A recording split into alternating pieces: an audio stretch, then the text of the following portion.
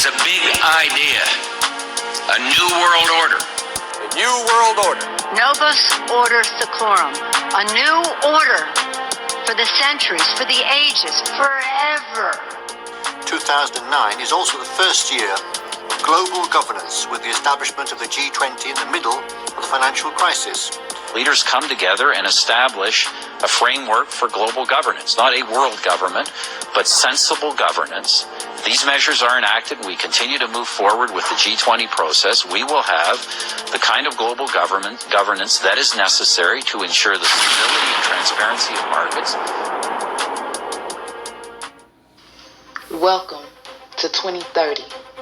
I own nothing, have no privacy, and life have never been fucking better. And also this year, we have the UN looking at the Millennium Development Goals, which were the world's progress from 1990 to 2015, and adopting the next 15 years of goals. So what can we get done by 2030? So we pick health, education, farming, and banking, and say, we think some very dramatic things can happen. In fact, we go as far as to say we bet that life for the poorest will improve more in this 15-year period than it ever has before.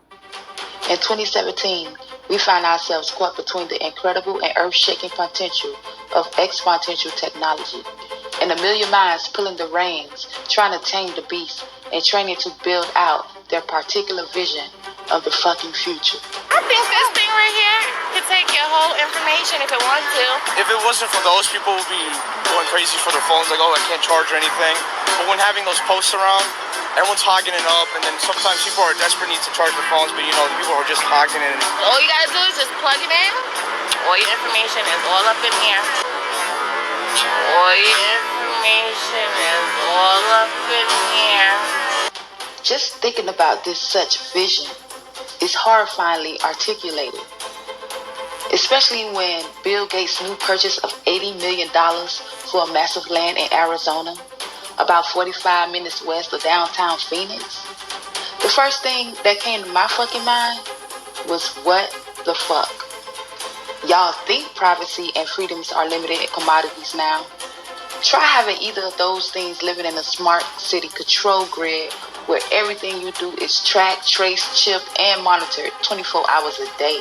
These so-called smart cities aren't just some far-off futuristic abstract twinkle in the New World Order's eye. These are being built right now today. This shit reminds me of the meeting of the Global Future Councils about a techno-utopia circular economy, which one on the surface sounds great, right? I'm quite sure it does. But in the circular economy, products are turned into services. Everything is uberized. So of course, nobody owns anything, and all non-ownerships is transparent. I'm telling you guys, this some crazy ass shit. When products start to turn into services, then we have a motherfucking problem. Everything here is designed for durability, repairability, and recyclability. It's the New World Order. It's a very big move that's happening at the moment, from product to service. I have a friend, he says, every product is a service waiting to happen. If you think about it, I mean, your cell phone, why do you want to own your cell phone?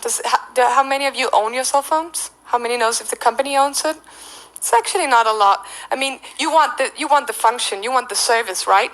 Why do you want to own a cell phone if you can just lease it? And if you lease, why shouldn't you lease your refrigerator or your washing machine or your dishwasher? Or why do you want to own it? I mean, it's not like the plastic in the middle is like, I own it. Just think about this scenario for a minute. Without privacy, forget about freedom of speech.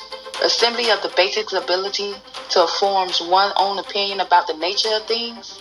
If the politicos are still at the top of the food chain, if the sociopathic motherfucker wolves still guard the chicken pen, we wonder, what would this society look like? It's the front porch in the cool of the evening. To Mother and her family, it's church on Sunday morning. And to Dad, it's his favorite relaxation.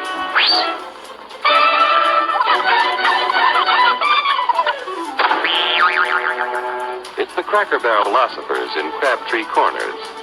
And it's the tycoons in Wall Street. It's all races, creeds, and religions.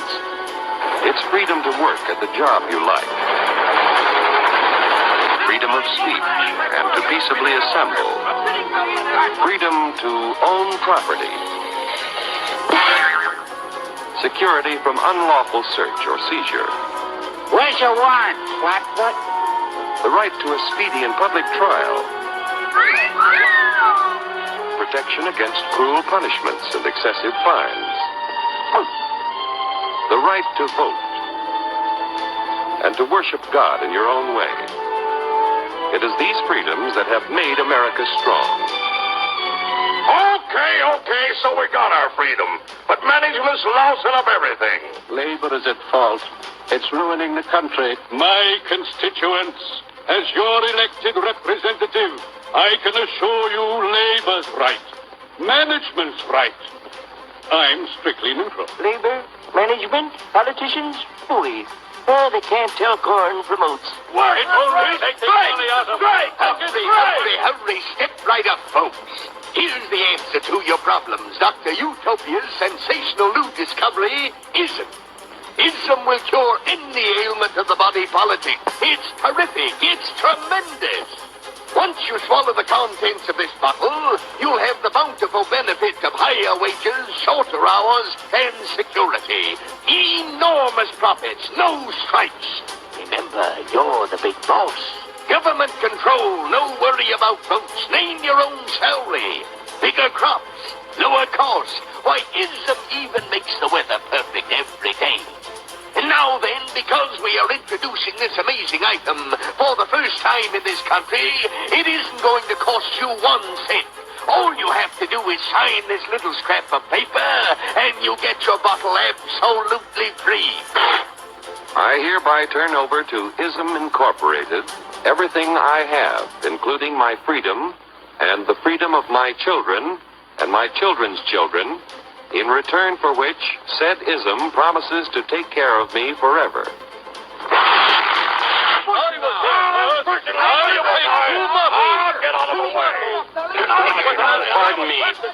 Pardon me.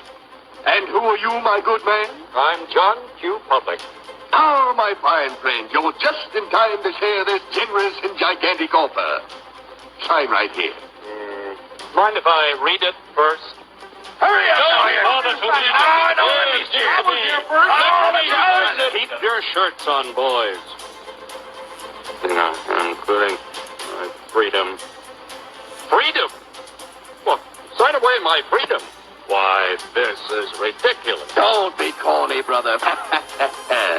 Sure, our system of free enterprise isn't perfect. But before we throw it away for some imported double talk, let's turn the clock back a few years to see what it's done for us. For example, back in the 1890s, Joe Dokes was just a guy who liked to tinker around his barn. Some people thought Joe was lazy. Some even thought he was nuts. But one day, he had an idea. And because he was free to dream, scream, and tinker, Joe had a chance to make something of himself and his idea.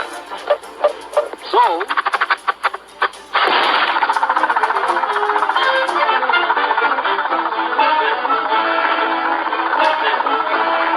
of course, some people didn't think so much of Joe's idea. But that didn't stop him.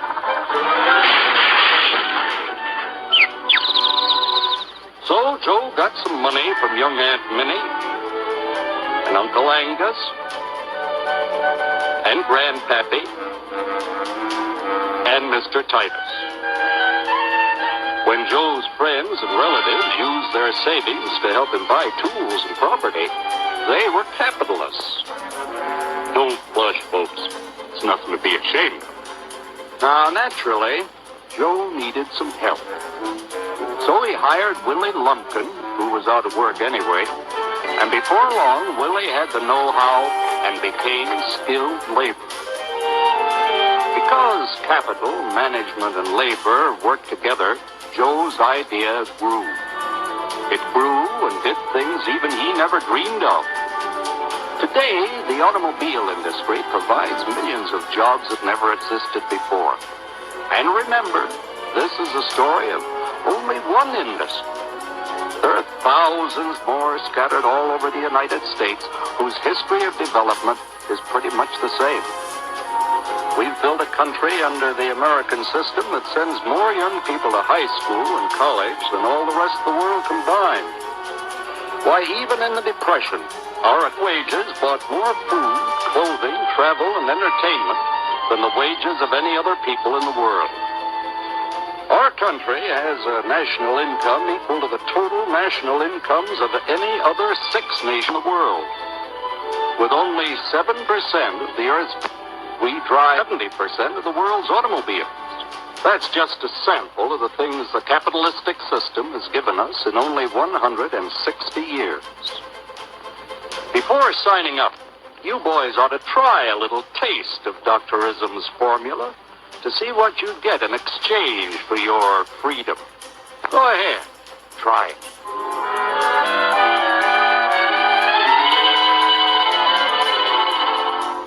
You can't do this to me! I'll strike! The state forbids strikes. Wait till the union hears about this! Ah, yes, the Union. Welcome to our ranks, number 1313. I'll take this case to the Supreme Court. The state is the Supreme Court. Our decision is as follows. No more private property. No more you. The farm voted put a stop to this. Farmers don't vote anymore. What'll I do for seed next year? You won't have to worry about next year. The state will do your planning from now on. We must fight to regain our freedom, or everything is lost. Everything! Everything is fine. Everything is fine. Everything is fine. Everything is fine. Everything is fine. When anybody preaches disunity, tries to pit one of us against the other through class warfare, race hatred, or religious intolerance, you know that person seeks to rob us of our freedom and destroy our very lives.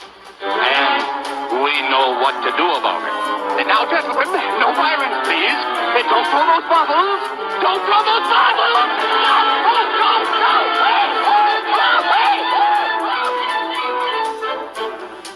The flow of information will likely be managed to the bit. Models of reality will be shaped in a real time. Maps will be mistaken for territory, as nobody will have a reason to think different. Now check this out, guys. Okay, Bill Gates' goal is developing the 25,000 acres of land in a smart city that will be called Belmont. The name stems from Belmont Partners, an Arizona-based real estate investment group. Well, check this out.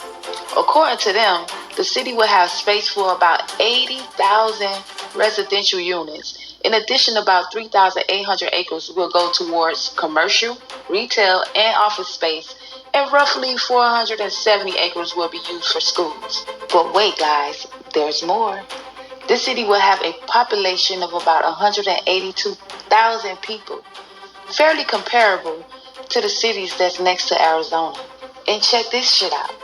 They went on and said that they will create a forward-thinking community with a communication and infrastructure spine that embraces the cutting-edge technology designed around high-speed digital networks, data centers, new manufactured technologies, and distribution models. Well. Welcome to the 2030. I own nothing, I have no privacy, and life couldn't be more fucking terrifying. Ah, the government. It loves you and wants to keep you safe and well. It even wants to make paying taxes, fines, and court costs easier for you. How? Well, you'll need to meet your straw man. He was born the same day you were. He looks like you, has the same name, and lives in your house, but you never knew he existed. You will have even paid his parking tickets or taxes. The worst part? He's been dead from day one. From every birth certificate, a legal personality, or legal fiction, is created with the same name to confuse little old you into thinking it's you. So there is a human you and a paper you, or as it's commonly known, a straw man. So when it seems like government officials, court clerks, or the police are speaking English, they aren't. They're speaking legalese, designed to make you agree to verbal and written contracts without even knowing about it, all spun from Black's Law Dictionary. For example, when the police say, "Do you understand?" you'll say, "Yes." What they are really saying is, "Do you stand under our authority?" Oops-a-daisy, you just created a verbal contract with them. Oh, you clever government. Did you know that whenever you register something, you are handing over title to the person you register it with? That's right. Whenever you register something with the government, they assume it belongs to them. Registered your car? Super. Now you are the registered keeper of your vehicle, and the government can crush it when you don't pay your, straw man's taxes. Expecting a new bundle of joy? Well, then you need to register your little darling with a birth certificate. Then they can start the process all over again and create a new straw man for your little one. Isn't that great? So when Junior grows up, he'll be able to generate revenue just like you have. When you notify on your baby by signing the birth certificate, your child becomes a ward of state. And if the government doesn't like what you're doing, they'll assume it's okay to take the child away or make new rules for things they don't like. Not enough school? Smacking your child? Shouting too loudly? Then it's off to social services for the little one. When you get a bill, it's sent to you, but belongs to your straw man, not you. That's why bills, fines, and summons start with Mr., Mrs., or Ms. Sometimes you'll see your surname in capitals, just like on a gravestone. That's because your straw man is dead and just a silly piece of paper, created before you could comprehend or even consent to it. When you go to court, you represent your straw man, so you, the human, take on any costs, fees, taxes, and fines involved for the straw man. The human you doesn't even need to pay them, but you made a contract with the court by appearing on behalf of your legal personality or straw man, just like the government knew you would. Confused? Well, don't worry. The government doesn't want you to know anyway. If you knew, you'd stop paying things like council tax and parking tickets. Because when you go to court, you are representing your straw man. You are you, alive and made of flesh and blood. Your straw man or legal personality is a piece of paper created from your birth certificate. And you think it's you. What a silly Billy. This ain't nothing but a global government fucking takeover over a nation across the planet. The goals of this are nothing more than code words for a corporate government fascist agenda that will imprison humanity and devastate a cycle of poverty while enriching the world's most powerful ass motherfuckers, the globalist corporations like Monsanto and DuPont. So, in the interest of helping humanity, let me wake your ass up to this 2030 agenda that the viewers everywhere can understand what Bill Gates, other big companies, and the elite got planned for smart cities for your ass to live in. So, as you'll see here, every single point in the UN agenda is to be achieved through this centralized government control and totalitarian mandates that resemble communism. Okay, this is the UN's 2030 agenda blueprint for globalist government. Goal 1. It says, end poverty in all its forms everywhere. Now, let me translate what this shit really means. It means put everyone on government welfare, food stamps, housing subsidized, and handouts that make them obedient slaves to the government. Never allow people upward mobility to help themselves. Instead, teach mass victimization and obedience to government that provides monthly allowance money for basic essentials like food and medicine. Label it ending poverty. Get the fuck out of here. Okay, I'm 30 years old, I have 4 kids, and I've been on welfare for 12 years. Do you live in government housing? Yes, since I I was 18, but they put me out because I didn't report my boyfriend living there with me. Are you employed? No. How do you feel about that? I'm comfortable with it, and I feel like I don't need to look for one because I get a check from the government every month. How much do you collect in benefits? I get $7.80 in food stamps, $500 in tennis, and I get Medicaid and WIC. Let's move on to goal 2. End hunger, achieve food security, and improve nutrition, and promote sustainable agriculture. Now, let me translate this shit for you. Invade the entire planet with GMOs and Monsanto's patent seeds while increasing the use of deadly herbicides under a false claim of increased output of food crops, engineering genetically modified plants to boost specific vitamin chemicals while having no idea of the long-term consequences of genetic pollution or cross-species genetic experience carried out openly in a fragile ecosystem. What the hell is really going on here? This is crazy. Up until now, the corn NK603, the very one selected for the study, had only been tested over a 3-month period, and that in a test environment entirely controlled by Monsanto, its manufacturer. Furthermore, concerning the Roundup, also manufactured by Monsanto, and which is used for growing corn, only its active agent, glyphosate, had been assessed. But one needs to understand that the manufacturers, in order to enable the active agent to penetrate the plant cell successfully, use additives that are sometimes more harmful than the actual glyphosate. Le but est double. We have two clear objectives. Firstly, to conduct the studies exactly according to international requirements, but making sure to be very thorough when it comes to analyzing the results. Secondly, we want to determine if there are secondary effects. The only way to do this is to carry out tests on animals and then to examine all the blood parameters whilst paying close attention to their organs. At this stage, it might prove useful to know exactly what GMOs are used for. It is a plant that has been developed either to produce its own insecticide or to be tolerant to a herbicide, thus enabling it to be exposed to massive doses of it without dying. One can understand how GMOs could be useful to farmers. For example, they would be able to spray their entire field with Roundup, killing all the weeds in the process and never harming the genetically modified plant. On the other hand, it is hard to see the benefits for the consumer, who will effectively be ingesting substances coming from a plant that has absorbed pesticides.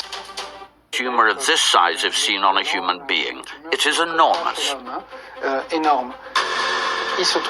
After having studied these tumors, it can be said that 94% of them take effect in the mammary glands, which would equate to breast cancer in a woman.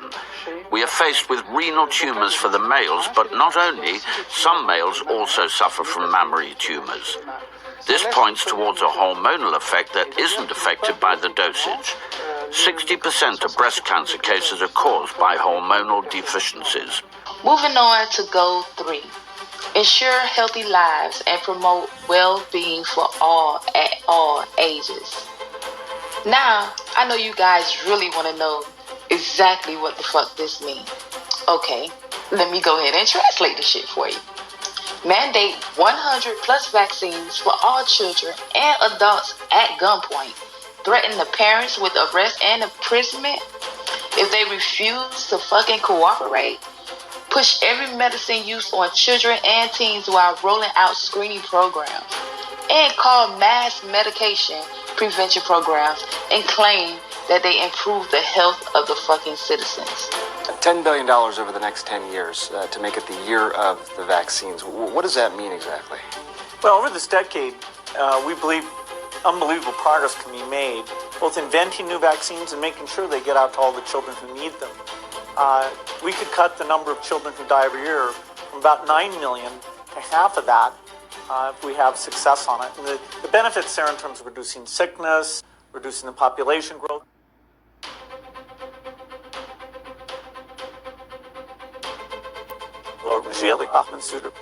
Reducing the population growth.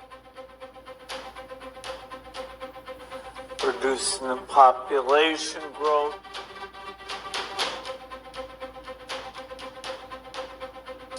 reducing the population growth. It really allows the society a chance to take care of itself. Oh, and that ain't it. It's more. Let's go ahead and move into goal 4. It reads, ensure exclusive and adequately quality education and promote lifelong learning opportunities for all. That means all you little ones and all you people. Yes, it's for you guys. But, you know, how considerate I won't be if I don't translate this for you guys. Okay, this is what the fuck this means. Push a false history and dumb down education under a Common Core education standards that produce obedient workers rather than independent thinkers.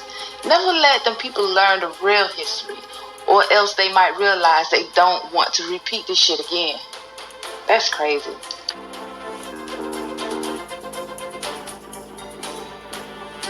Our daily observations of the Earth are consistent with a flat and stationary surface. Most, if not all, ancient civilizations knew that the Earth was flat. The people of today would say that ancient cultures were ignorant and unaware, yet they accomplished great feats that we still can't accomplish to this day. The truth is that they had real knowledge, and some of us only have an education. But what is an education? Education is when you are told what to think and how to think. Those that are able to remember and regurgitate what they've been told on command are considered well educated. But there is a big difference between being educated and being intelligent. Just because you believe what you've been told doesn't make it true. In fact, the flat versus spherical Earth is a debate that has never really died. It's been raging for centuries. It was a huge argument as recently as the early and mid-1900s, but with programs like NASA, founded in 1958, the latter half of the 20th century was a win for the spherical Earth. It wasn't a question for the average person anymore. Though at the time the shape of the Earth was still up to be proven, NASA claims that they went to the moon and captured a shot of the spherical Earth, as if they always knew it was indeed spherical. Those of you who think this technical difficulty was planned and think I'm scamming you, go do it for yourself. Because you're going to find the exact same thing. I got nothing to hide here. This is live on the air, okay? I'm going to zoom in on the Earth in Photoshop. Can you see the Earth? To image, adjust, levels, and I'm going to bring the levels over here. And I'm going to bring the levels up. Uh-oh. What is that? Why is there a square box around the Earth allegedly taken from the scientists on the moon in Apollo 17? And people wonder why I don't trust NASA. That's why I don't trust NASA. I mean, they're always out there saying, you know, everybody's trying to show you stuff from space and you keep rejecting it. This is why I reject it. These guys are liars, you know? What are some of the basic observations someone can make to ascertain that the Earth is neither a globe or spinning? We've been taught that we're on a ball spinning around the sun, and so to hear that you might be on a flat plane, motionless at the center of the universe with all the celestial bodies spinning around you, just as it appears, actually comes as a surprise. But it shouldn't, because our eyes, experience, and common sense all tell us that the horizon is perfectly flat, and we feel motionless. We don't hear ourselves whizzing by at thousands of miles per hour. No matter how high amateur rockets or balloons have gone up, the horizon rises to the eye of the observer all the way up, and that's only consistent with a flat plane. Their theory just gets more and more wild as time has gone on. And so, yeah, it began with the spinning Earth going 1,000 miles per hour, which is then circling around the sun at 67,000 miles per hour, which then they decided the sun wasn't a heliocentric model, but more of an acentric model, where they don't know where the center is, and we're just exploding out of a big bang. So the sun, we're spinning around the sun, and then the sun and us are spinning around the Milky Way galaxy, they say, at 500,000 miles per hour. And then the entire Milky Way galaxy, they say, is shooting off from the Big Bang at 670 million miles per hour, almost the speed of light. So there's at least 4 rip-raging, contradictory motions supposedly going at all times, yet you don't experience any of it, nor can you measure any of it using the stars. The flat, motionless Earth is not only is it the greatest conspiracy of all, it's also the easiest to prove. I mean, it just is flat and motionless, just as it appears. Look into it more and more, make it a thing to try and debunk it, if you will. You know, even if you want to do it that way. Negative reinforcement works too. Try as you will, you're only going to find proofs for the flat, motionless Earth. You're not going to confirm that you're on a spinning ball. Okay, let's go ahead and move into goal 5. Achieve gender equality and empower all women and girls. Now, let me go ahead and translate this for you. And this one is very sickening, but let me go ahead. It means criminalize Christianity, marginalize heterosexuality, demonize male, and promote the LGBT agenda everywhere. The real goal is never equality, but rather than marginalize and shaming of anyone who expresses any male characteristics whatsoever. Well, the ultimate goal here is to feminize society, creating a widespread acceptance of gentle obedience.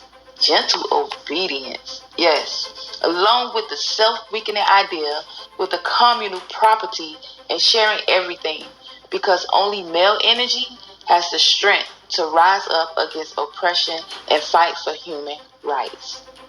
Male energy is the key to keeping the population in a state of being a sheeple. That's why you've been seeing the gay agenda being pushed through TV shows, music, and wherever you turn your head at. This is the Gay Manifesto by Michael